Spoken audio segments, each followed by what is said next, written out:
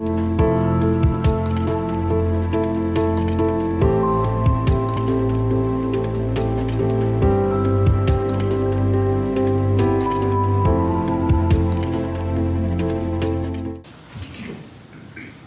thank you all for having me. I hope that my voice is reaching you, and I have many people to thank for inviting me out here.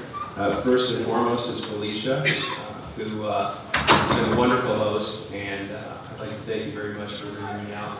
Also to Riley, who just introduced me. She did a wonderful job. And I'd like to thank the Price family for this lecture series and Westminster College. And of course, I want to thank the Utah Council for Citizen Diplomacy. It's wonderful to visit Salt Lake. I haven't been here in about 20 years. I came out here in my early 20s from Canada, took a tour of the West, and my initial memory of Salt Lake was that I had to sign a form to join a club to have a beer. I guess that's no longer the case. But I still remember it fondly, and I had a great day walking around today, and I can tell you it's a wonderful city, and I'm very pleased to be here. So tonight, we're going to be going through the history of the securitization of illness, if you will, and the securitization, therefore, of health. And in fact, it's an ancient story. It begins thousands of years ago. And so a lot of public health professionals and medical professionals sometimes take umbrage at the fact that health and security are associated in the modern era. And I think it's important to understand that this is not a new development. This is not novel. It's in fact ancient. And so let's explore these linkages. So I'm going to roll through the history pretty quickly. The first thing that occurs is the Plague of Athens in 430 BC. And the Plague of Athens, which is chronicled in Thucydides' History of the Peloponnesian War, is now thought to have been caused by typhus or typhoid fever, and probably both of them. The contagion was thought to have come from Africa, but it's never been determined that that was completely the case. What it did is it killed roughly 1/3 of the Athenian population. It killed about 1/3 of the army as well. And it struck down the Athenian leader Pericles, which was a turning point in the Athenian war against Sparta. Pericles was a highly effective leader, and his death due to the contagion marked a dramatic change in the ability of the Athenians to prosecute that war. Ultimately, it destabilized Athenian society enormously and eroded their ability to project power against Sparta. The other thing that happened was the plague of Justinian. Of course, it seems to have played a major role in the collapse of the Byzantine Empire and so forth. I won't linger on these things. I'll roll ahead a little bit to a fun thing called the Black Death. Now, Halloween is coming up. Right. So this is all kind of strangely appropriate in a way. My wife likes to kid me that I deal with all these very dark subjects, and I said, well, it's Halloween, it's okay, we can deal with this. The Black Death was brought to Europe by a thing called the Silk Road, which I'm sure many of you have heard of. It was a trade route that stretched from East Asia all the way across the northern steppes of India to the Mediterranean. And it basically sweeps into what is now known as Crimea in 1346, and then sweeps into Italy, northern Italy in 1347, and so forth. The consensus figure is that roughly 30 to 40% of the European population died from the Black Death in multiple waves that swept across the population over the centuries. And it was central in the transformation of cities like Venice. Venice, which was once a really thriving trade empire, after the Black Death hit it several times, it became what we now know as a museum city. There were many things that happened during this period. The Black Death generated a lot of inter-religious hostility. Most people don't know that. But in particular, Christians set upon Jews and so forth, primarily because Jews were accused of poisoning the local wells. Of course, they didn't know back then, right, that it was bacterial in origin, and since they didn't have any knowledge of germ theory, they looked for scapegoats and so forth. So this was a problem, and they also scapegoated the Roma population, which are now known as gypsies. And of course, these traditions of scapegoating persist into the modern era. The first structures of public health governance, so this is where my political science kicks in. The first structures of public health governance arose in Venice, and in Florence, and Milan, in northern Italy. And that's not commonly known, that northern Italy really is the epicenter of modern public health in many ways. Quarantine, which is derived from the Italian word quarantanaria, basically means 40 days, right? And quarantine involved a 40-day restriction upon ships at sea coming into the ports of northern Italy. So that's where that originates, and it actually started on 20 March 1348. Land-based quarantines are then put in place for the first time by Duke Visconti of Milan in the cities of Mantua and Ragusa in 1374. And so this is really where the modern ideology of order, if you will, in terms of maintaining control over populations during times of epidemics, it originates in northern Italy during this period. Florence, the city of Florence, was the first to begin the practice of what we call cordon sanitaire, right? Restrictions to keep people in place and keep them from moving about during times of plague.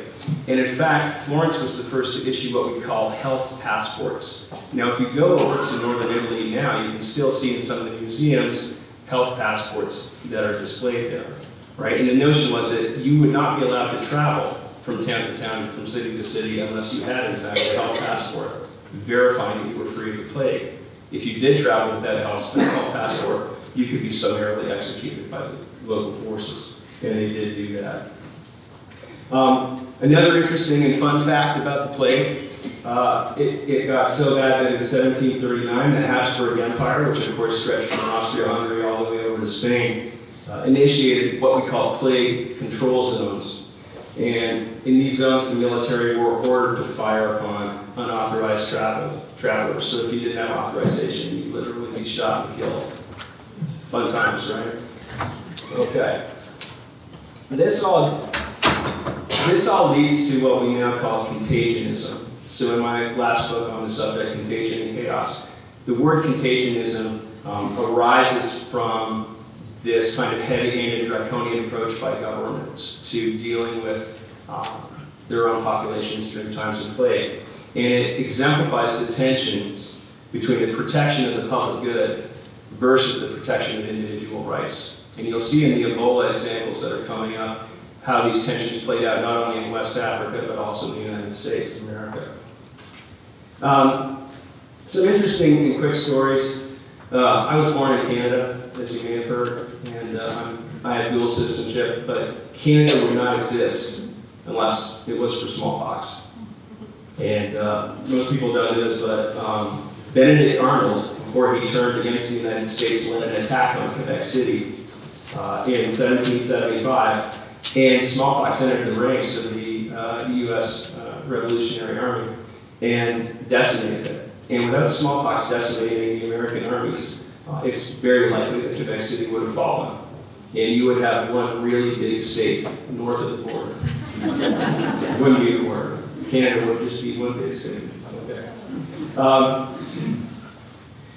In terms of other epidemics, one of the greatest epidemics that, again, people don't talk about enough are the epidemics of cholera that swept through Europe in the 1830s. And they swept across Europe, destabilizing France, Prussia, which is now Germany, Russia, and England to a considerable extent.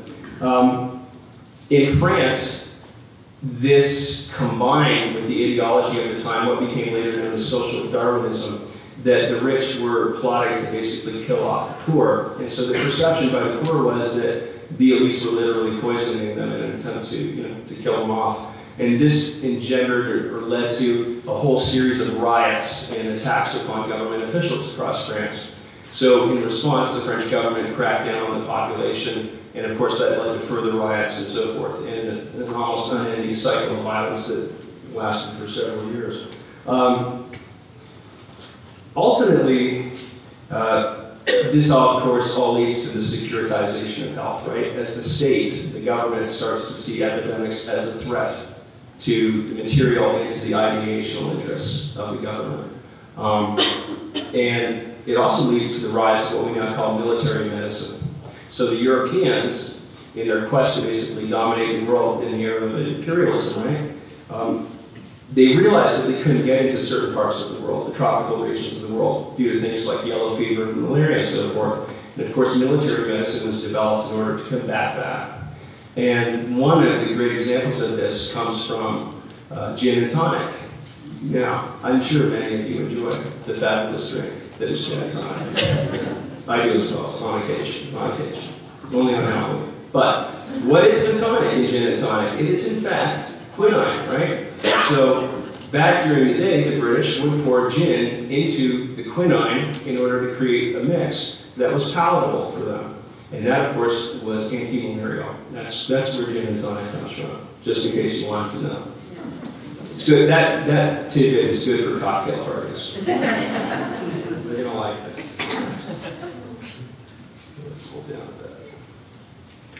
And since it's almost Halloween, I wanted to introduce you to this is what plague doctors, and I use the term doctor loosely, used to wear back in the Middle Ages. Trust me, it might inspire a bit of fear in you if your physicians were all wearing these masks. So, roll a little forward. There we go. So the influenza pandemic of 1918 didn't really last from 1918, or just from 1918. It really originated in 1917, I think.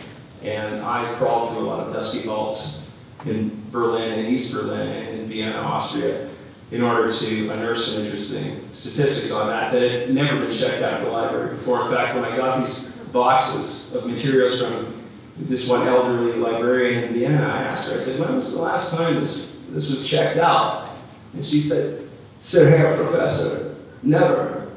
And I said, "What do you mean, never? How's that even possible?" And she said, "Well, it was entered in 1921, and no one has ever requested it, so you're the first to do it."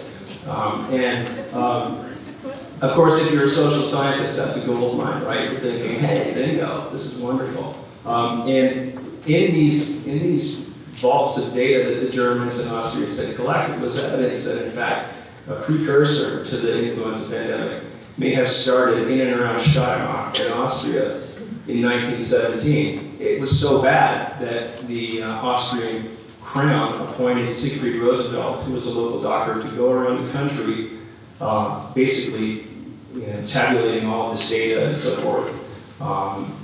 And so there's some interesting questions about this, and many of my friends who are virologists have asked, well, do you think we might disinter some of the cadavers from those years and see if there are any traces of a precursor to the influenza? We can talk about that more later. The bottom line is the Spanish flu, as it came to be known, killed about 50 million people worldwide, sickened hundreds of millions.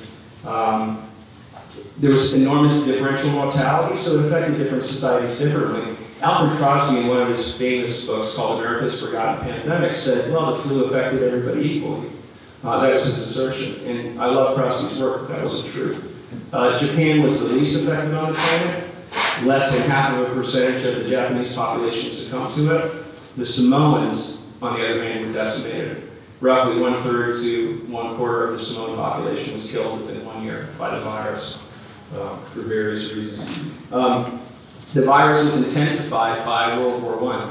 And this makes sense, right? When you have literally millions of people moving around the planet, being shipped across the ocean in the holds of ships, being holed up in military camps, and young men fighting in trenches under terrible conditions of deprivation, right? Terrible food and so forth. It was easy for a virus to spread rapidly, and it did so. The least affected countries, interestingly, in terms of the combatants in World War I, were Britain and France. The most affected countries were the United States, Germany, and Austria-Hungary. And there are several things to think about. Again, I'm going to leave that for the Q&A because that can take some time to explain that. So, when we talk about the securitization of health, everyone points at a number of scholars, of which I'm one, in the 1990s, and they say, well, in political science, you guys have re-securitized health. No, we haven't, right? Well, there's a re-securitization of health, but the securitization of health, let's put it that way, is, as you know, ancient, right? It goes all the way back to Athens. What did happen, though, is that in the 1990s, scholars around the world and national security folks became very interested in the effects of the HIV/AIDS pandemic that was sweeping the globe, particularly sub-Saharan Africa. As a result of these concerns, in the year 2000, the United States National Intelligence Council issued a national intelligence estimate that defined disease as a threat to national security, and the Clinton administration took that very seriously. In fact, in January of that year, they declared HIV/AIDS a threat to national security, and then the UN Security Council adopted Resolution 1308 later that year, declaring the AIDS pandemic a threat to international security. So the Clinton administration was truly the first American or US administration to take the threat of disease seriously. Then, of course, it was followed up in terms of, in fall of 2001, you had the Amerithrax attacks, which were the anthrax attacks through the US postal system, right? That was during the Bush administration and so forth. 2003, you had SARS. Now, SARS was basically pretty ephemeral, but it actually resulted in significant economic damage. About $50 billion in lost trade as a result throughout the Pacific Rim region. So even though it didn't kill that many people, it was seen as a considerable problem. The Ebola epidemic of 2014-2015 reignited concern about contagion, right? And in fact, the US response wasn't very much security-based. So, now we're into the origins of Ebola. It was first ID'd officially in the Congo in 1976, and it's a filovirus. It is thought to reside within fruit bat populations throughout a belt in sub-Saharan Africa that runs all the way from West Africa clear across to approximately the border of Kenya. They're still trying to figure it out because, of course, bat populations move around and so forth. The lethality for Ebola is typically in the range of 80 to 90% of those infected perish. But this strain in 2014-2015 was different. Its lethality rate was much lower, approximately 50%. And the lower lethality was in fact problematic because it allowed the contagion to spread further and faster than ever before. Now, as you probably know from multiple Hollywood movies, typically Ebola burns through a population so rapidly that it literally cannot escape, right? It kind of creates a gravity well, and because it consumes its host so rapidly, they can't get anywhere, they're too sick. That was not the case in 2014. These people were sickened by Ebola, but they had enough strength and mobility to try to get out of the original zone of endemicity and make it to the hospitals. And this, of course, helped it spread rapidly across the infrastructure of West Africa by motorcycles, cabs, cars, and so forth. This is an indication of morbidity, okay, of the Ebola Zaire virus from 2014-2016. I'm not sure if you guys can make it out. Yeah, that's pretty good. Okay, so Guinea is the blue line, Liberia is the red line, and Sierra Leone is the green line. And of course, as you can see, the greatest incidence of Ebola Zaire was in fact in Sierra Leone. Guinea was affected, but not to the same extent as the other two nations. Demographically, the total mortality, and there's some small variance on this, was about 11,300 people perished from the epidemic. The morbidity, in other words, those sickened, was at least 28,600. That's a conservative estimate because, of course, it was hard to get out into the hinterlands of these regions and accurately estimate everyone who had been sick. One of the saddest things, of course, associated with the epidemic is there were 30,000 orphans that resulted from this who lost at least one of their parents, right? And those orphans, well, let's just say that in West Africa right now, with the current state of poverty and disarray, and at times it's been very difficult to care for them. I'll march through the timeline really quite quickly. Patient 0 was a 2-year-old young male in the city of Miliambu in Guinea, and he died in 2013. The CDC announced tonight, great medicine, so Sans Frontières, MSF, warned the World Health Organization a number of times, but the WHO actually accused MSF of scaremongering. Now that's fascinating to me, right? That you could have a bunch of highly trained doctors working for a world-renowned, recognized NGO like MSF, and the WHO would basically accuse them of inflating the stats and scaremongering. After the fact, the WHO finally declares an international health emergency, but it was late, and it ignored their own international health regulations. They should have announced it literally months before they did. And in terms of the USA, on 30th of September, Thomas Duncan was diagnosed with Ebola in Dallas, in the United States. Now, I want to talk a little bit about the psychology of all of this, because this is not frequently discussed. One of the great problems with contagion is fear. Fear is often as dangerous as death and illness, because people freak out during times of epidemic.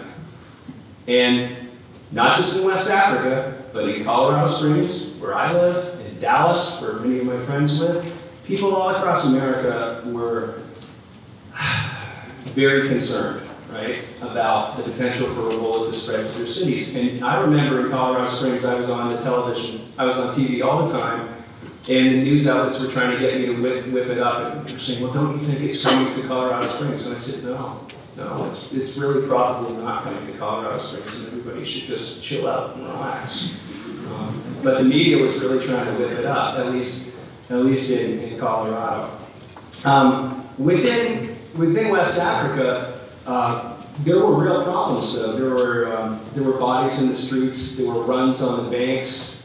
The reason there were bodies in the streets is because most of the healthcare workers didn't have proper equipment to clean the bodies up, right? Those who had died, so they wouldn't touch them. So you see this lingering effect, right, where your corpses would be in the streets surrounded and pools of blood, and the government literally wouldn't touch them.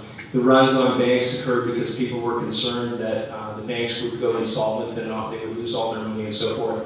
There were attacks on international healthcare workers throughout the entire region. There were attacks on government civil servants as well. And in totality, there was a massive distrust of medical and state personnel throughout the three affected nations in West Africa. All of this, of course, the panic, the rioting, and violence led to significant political oppression throughout the region. And I'll show you pictures of this. This political oppression echoed what we saw in France during the cholera epidemics of the 1830s. So one of the arguments I'm going to make to you all is that human beings really haven't changed over the centuries. We're not a lot better in terms of responding to epidemics. We still are very fearful, very emotional, and often somewhat lacking in terms of common sense during these times. So to get a little heavy on you, Jackson Pereka and I published an article in Global Health Governments last year about these psychological dynamics in terms of epidemics, what we call the fear-apathy cycle. And the notion here is that there's a constant oscillation within human beings between steady states of apathy punctuated by fear. And why is this? It's because human beings exhibit what we call dual processing in terms of our cognition. System number one in the brain is that associated with intuition, emotion, and heuristics, which are mental shortcuts. System two is what we associate with reasoning. The idea here is that, for the most part, humans are going along with system two, reasoning and so forth, but in times of plague, system one will kick in, right? And we will start to resort to emotion and heuristics and intuition in terms of judging what to do. And this can drive us to take some very irrational courses of action.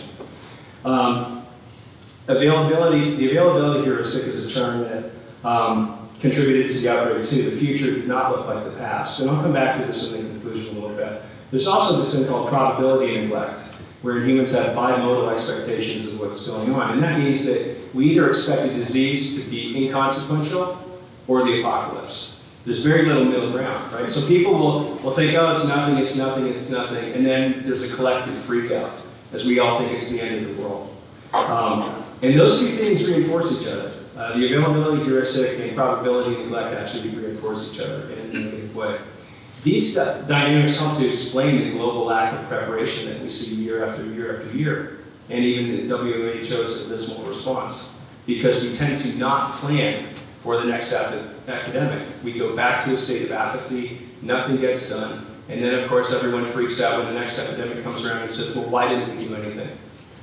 Why didn't we develop healthcare infrastructure in West Africa? Why didn't we train more nurses? Why didn't we have more capacity out in the field? And this dynamic helps to explain some of that. In terms of effects on healthcare workers during the epidemic, they were infected at an incredibly high rate. A lot of them died at their posts. The healthcare systems in the region, as you probably know, are incredibly flimsy. In the USA, the nurses in Dallas were not trained adequately. They were not prepared. They had inadequate protective equipment, and the CDC really did fail to ensure proper training. The nurses' unions in Dallas were furious that the nurses had been subjected to this and had not been given adequate training or protective gear. And of course, several nurses in Dallas were in fact affected. This is a picture of quarantine in West Africa. So again, hearkening back to the contagionist impulses we've seen over the centuries. What happened here? This is at West Point in the city of Monrovia in Liberia. A quarantine was enforced over this entire neighborhood by military units of the Liberian government. And they did this. You might ask, well, why were they doing this? They did this because locals started to raid the hospitals. And they were pulling gear out of the hospitals that in fact had been covered in the blood of those who died from Ebola. So the government was, beside themselves thinking, well, this raiding of the hospitals is going to distribute the virus all over the city of Monrovia, and so they started to quarantine them. In fact, quarantines were executed all over the 3 countries in West Africa, and they impaired the movement of food, they impaired the movement of health workers, and they impaired the movement of medical supplies. And this is one of the great problems with quarantine, right? Is that even as the government seeks to control the movement and spread of the virus, it actually is doing damage as well, right? By preventing the movement of healthcare workers and supplies and so forth. In Liberia, President Sirleaf declared a state of emergency on August 6, 2015, and this resulted in Operation White Shield, right, which was a series of rotating military quarantines all over the country in order to shut down the movement of the virus. At least that's what they intended.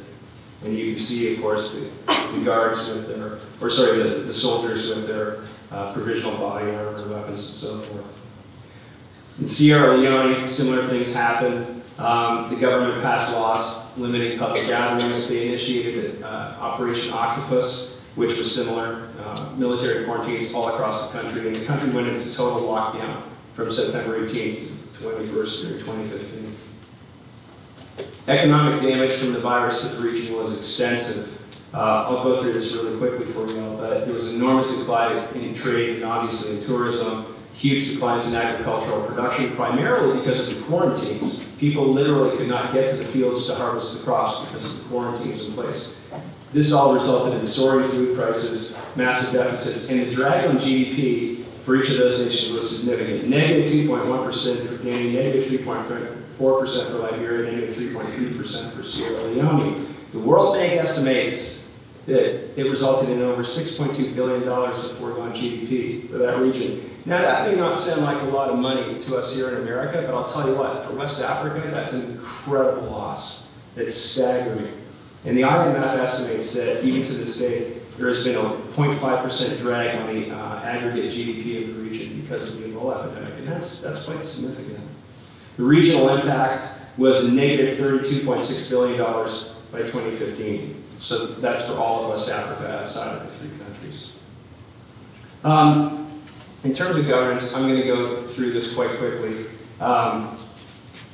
The insufficient healthcare infrastructure was a real problem. There's a lack of beds, doctors, nurses, and supplies throughout the region, and of course it's helped to fan the flames of the epidemic.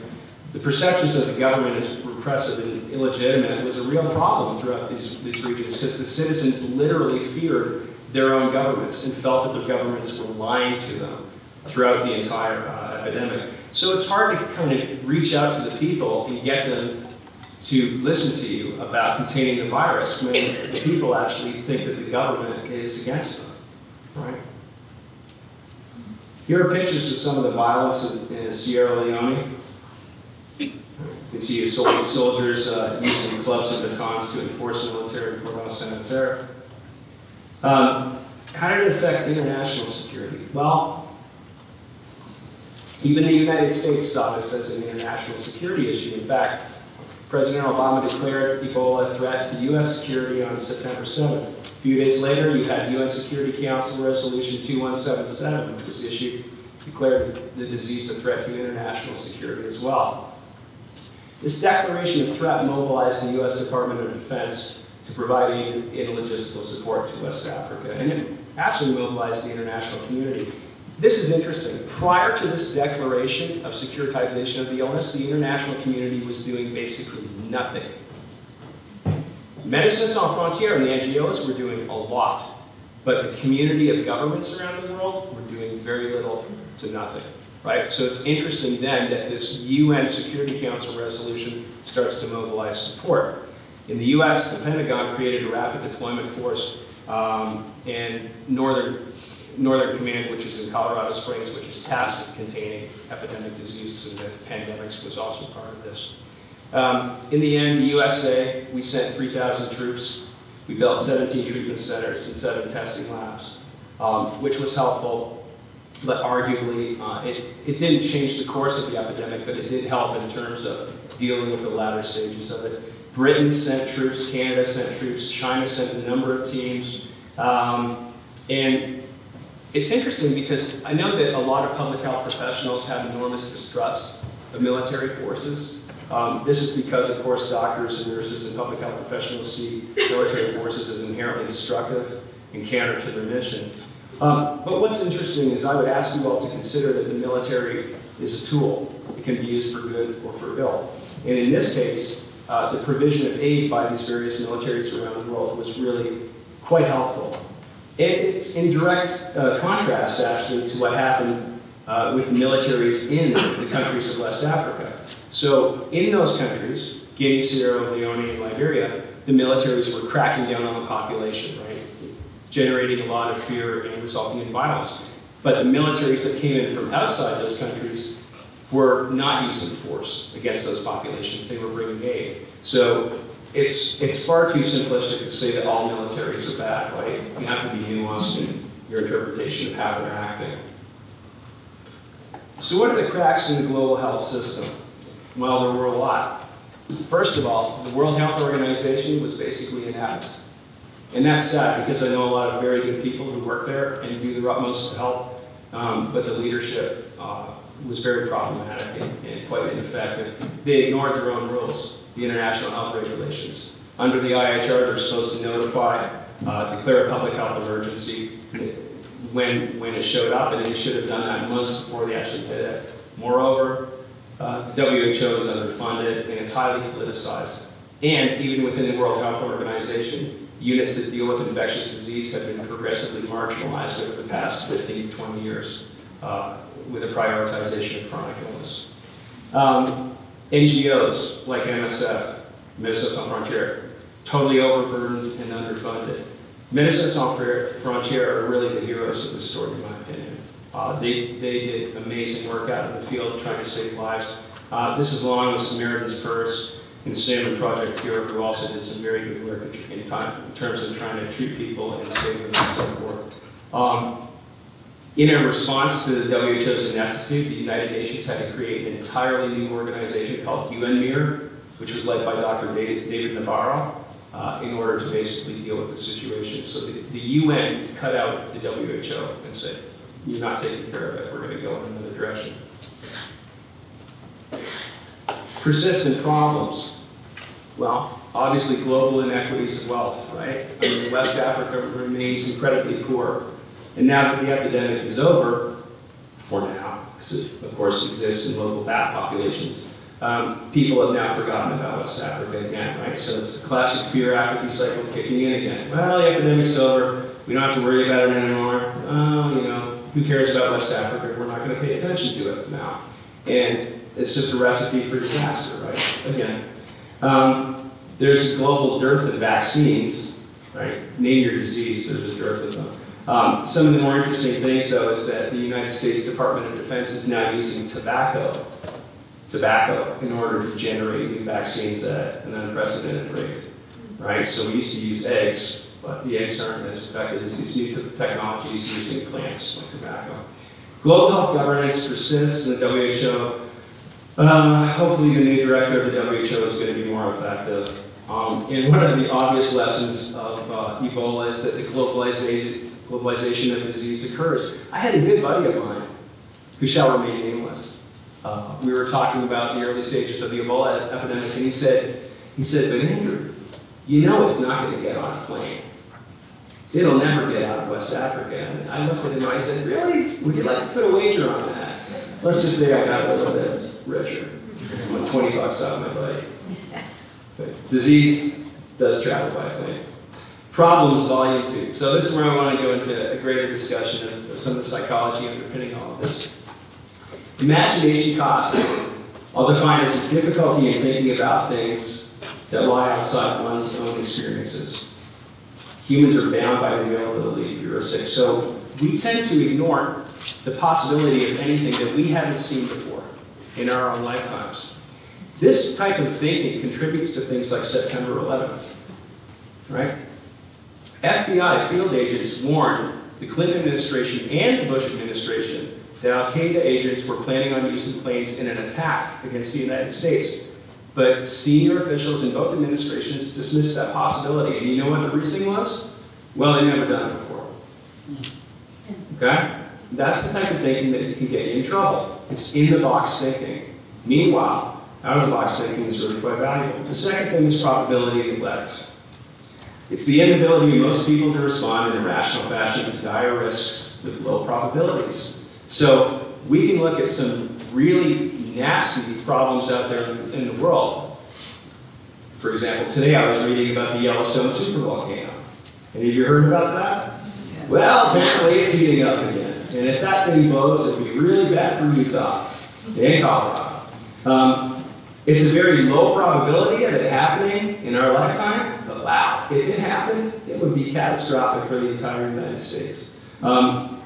Humans have this problem in terms of estimating these very dire events with low probabilities, and Ebola is exactly this type of thing that we have a difficult time coming to grips with. Finally, I want to talk about the global library of code, genetic code. If you think about the world's forests, rainforests, and if you think about coral reefs and so forth, these are global repositories of biodiversity, right? In fact, I like to think of them as these giant libraries of genetic code that exist on the planet. And every day, we're basically taking a match to them, right? In our destruction of the rainforests and the coral reefs, we are literally destroying all of this genetic code that could be used to craft medicines and therapies to save human lives, or to make the lives of people who have chronic illnesses much, much better. But we are destroying the environment at an unprecedented rate. Furthermore, this environmental destruction, this environmental flux is also probably going to release new pathogens, right? Variants of existing ones, or perhaps entirely new classes of pathogens into the human ecology, and it will spread. So the more that we continue to damage the global ecology, the biosphere, we can expect further surprises from Mother Nature. And here's some fantastic reading you should all check out and speak with you. Thank you.